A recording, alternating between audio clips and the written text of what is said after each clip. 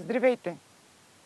Преди няколко дни ви обещах да представя пред вас идеен проект, който би решил 3 проблема, споделени от вас в срещите си с мен. Проблема с паркоместата, проблеми с презастрояването и проблема с липсата на зелени площи и детски площадки. Представям на вашето внимание идейния проект за изграждането на двоетажен подземен паркинг с зелена площ и детски площадки отгоре. Следващите няколко кадри ще се запознаете подробно с този проект. Приятно гледане! Благодаря!